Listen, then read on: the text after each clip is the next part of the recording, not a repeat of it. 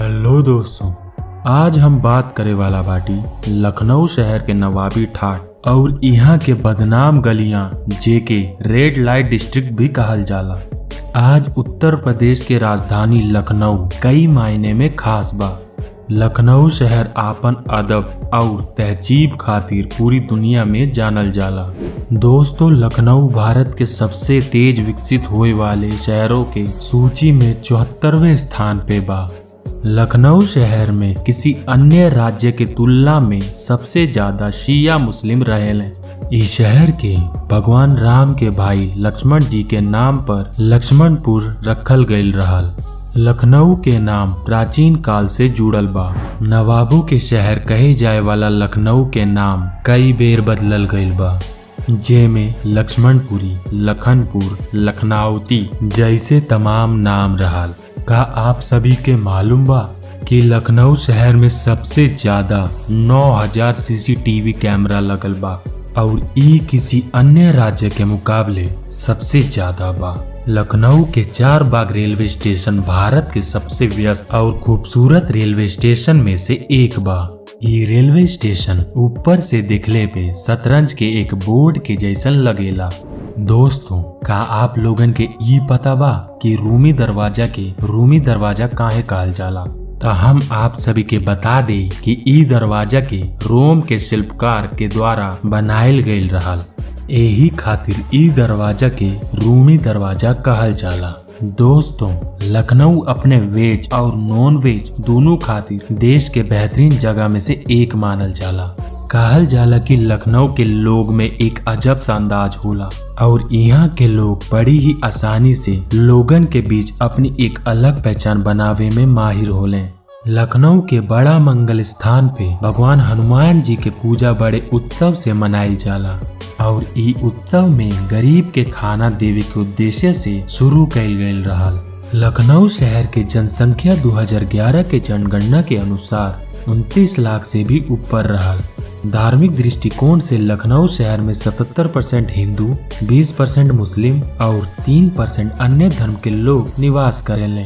दोस्तों, सन 1857 के क्रांति के समय लखनऊ के एक अहम भूमिका रहल, काहे कि लखनऊ से ही अंग्रेजों के खिलाफ पहला आजादी के लड़ाई शुरू कईल गईल रहल। लखनऊ में बिना पिल्लर के इमाम बाड़ा के हॉल एशिया के सबसे बड़ा हॉल में से एक बा। एके 22,000 मजदूर ने मिलकर बनैले रहले। वैसे त लखनऊ में कई इमाम बाड़ा बा, लेकिन लखनऊ के बड़ा इमाम बाड़ा और छोटा इमाम बाड़ा यहाँ के प्रमुख इमाम बाड़ा बा। अंग्रेजों ने एके गर्मी के समय में रहे खातिर बनवैले रहले।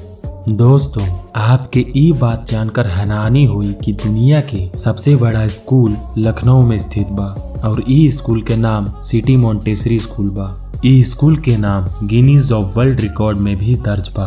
वर्ष 2015 में एक सर्वे के अनुसार लखनऊ शहर में किसी अन्य राज्य के तुलना में सबसे खुशहाल शहर मानल गईल बा। दोस्तों, का आप सभी के मालूम बा कि लखनऊ रेलवे स्टेशन वो स्थान बा जहाँ पे महात्मा गांधी और पंडित जवाहरलाल नेहरू जी वर्ष 1916 में पहली बार मुलाकात कैले रहले। लखनऊ शहर रेल मार्ग, सड़क मार्ग और वायु मार्ग तीनों से बहुत अच्छे तरह से जुड़ल बा। लखनऊ रेलवे स्टेशन यहाँ के प्रमुख रेलवे स्टेशन बा और 4 बाग में स्थित होए के कारण ई रेलवे स्टेशन के 4 बाग स्टेशन कहल जाला। ई रेलवे स्टेशन के वर्ष 1914 में बनाकर तैयार कईल गईल रहल। दोस्तों, वैसे तक कई शहर में घंटा घर बा, लेकिन हुसैनाबाद के लखनऊ में जौन घंटा घर बा वो भारत के सबसे ऊंचा क्लॉक टावर बा, जेकर ऊंचाई 221 फीट बा और ई मानव के द्वारा बनायल गई एक बेहतरीन कला बा। दोस्तों, आप सभी के ई बात जानकर हैरानी हुई कि लखनऊ के जनेश्वर मिश्र पार्क एशिया का सबसे बड़ा पार्क बा। ई पार्क गोमती नगर में बा और ई पार्क के बनावे में 2 साल के समय लगल रहल और ई लंदन के हाइडी पार्क से प्रेरित बा। दोस्तों, अब बात करल जा लखनऊ के चिड़ियाघर के बारे में। ई चिड़ियाघर वर्ष 1921 में अंग्रेजों के हुकूमत काल में बनल रहल और एकर नाम इंग्लैंड के तत्कालीन राजकुमार के नाम पे बनल रहल, लेकिन अब ई चिड़ियाघर वाजिद अली शाह के नाम से जानल जाला। दोस्तों, एक समय रहल कि जब देह व्यापार लखनऊ के कुछ इलाकों और मोहल्लों तक ही सीमित रहल, जेके रेड लाइट एरिया भी कहल जाला। समय के बदलाव के साथ ई जगह बदल गई और ई अब मसाज पार्लर और होटल तक पहुंच गई बा। पुलिस विभाग के गैर जिम्मेदार रवैया के कारण स्थानीय लोगन के तमाम दिक्कत के सामना करे के पड़ाला और लखनऊ शहर के कई इलाका भी यही खातिर बदनाम हो गईल बा। दोस्तों, लखनऊ उत्तर प्रदेश के पहला ऐसा राज्य बा जहाँ पे सबसे पहले मेट्रो रेल के सेवा शुरू कैल गईल रहा। तो दोस्तों, आप सभी के लखनऊ के ई वीडियो कैसन लगल कमेंट करके जरूर बताइया। वीडियो पसंद आई तो वीडियो के लाइक शेयर और हाँ सब्सक्राइब करल मत भूलिया। जल्द मिलत है एक नया रोमांचक जगह के साथ, तब तक अपन ध्यान रखिया।